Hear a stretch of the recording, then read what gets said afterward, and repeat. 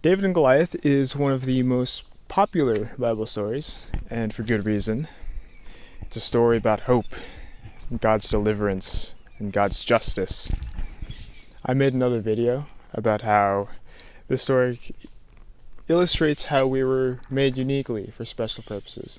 So I suggest you check that out if you feel like nothing you're doing is working. Today I want to use Malcolm Gladwell's book, David and Goliath, to teach about a new aspect of this story that you might not have considered before. David and Goliath is the most famous underdog story, a victory against impossible odds. And that's true, but it also isn't.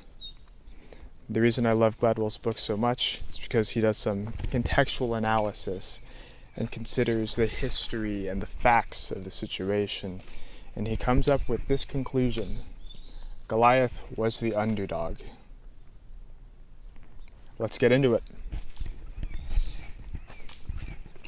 Gladwell reasons that modern medicine can give us insight into Goliath's physiology, and we know that many forms of giantism, especially ones as extreme as his, he was more than 9 feet tall according to the Bible.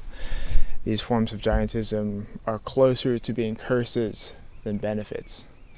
Goliath likely had cardiovascular issues affecting his endurance. His joints and bones were probably crushed under his own weight. He probably had limited reaction time and cognitive issues, and he was likely near blind. He was very scary on the outside, but in opposite fashion to David, Goliath's greatest strength was his greatest weakness, and David was perfectly positioned to exploit that. Goliath was a massive target, near blind, and highly immobile, and David was young, small, fast, and most importantly, skilled with a ranged weapon. We know with modern science that Israeli slingers shot rocks with similar kinetic energy and stopping power to 45 caliber bullets.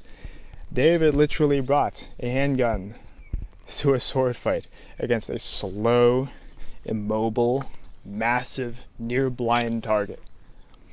Goliath knows his weaknesses, and he tells David to approach him, and he insults him to draw him in so that David will play by Goliath's rules. But David forces Goliath to play by his rules, so Goliath stands absolutely no chance of winning. So here's the message. God sees things differently. We are called to walk by faith and not by sight. David probably didn't know that Goliath had all these weaknesses. He just knew that God called him to fight the giants and that he was good with a sling. Yes, God was on his side and God does miracles. I'm not trying to say that David's miracle wasn't miraculous. What I'm trying to say is that you don't know everything. God does. You, with your mortal eyes and limited knowledge, have no idea how God has stacked this fight to be in your favor. You may look at that giant in your life and just see death, but maybe behind the scenes, this giant is bluffing. Maybe you're getting killed by this giant because you're playing by his rules instead of God's rules. So, stop trusting your own way. Stop trusting your mortal eyes. You are to walk by faith and not by sight. In all your ways, submit to him, and he will make your path straight. He gives strength to the weary, food to the hungry, and hope to the hopeless. Jesus meant it when he said, "It is finished." Satan is a defeated foe. God has given us power to command the spiritual forces of darkness, the power to move mountains, to slay giants. He calls us to fight our giants. And whoever you are, whatever your giant is, consider that God is on your side.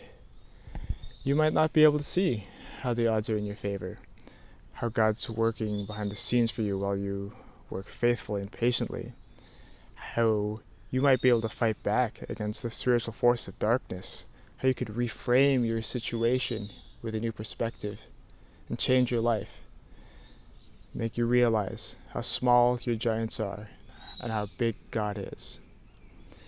You, with your mortal eyes and limited knowledge, have no idea how God has stacked this fight in your favor. Be strong and courageous. The Lord your God is with you wherever you go, in every season, in every situation. Take heart, brothers and sisters. You are fearfully and wonderfully made. God does have a plan for you, so trust Him in it. Weeping may last for the night, but joy comes in the morning, so don't let the darkness win. Keep fighting the night and chasing the day. Sunrise is coming, and I promise it'll be worth it to see the glory of the Lord in the land of the living.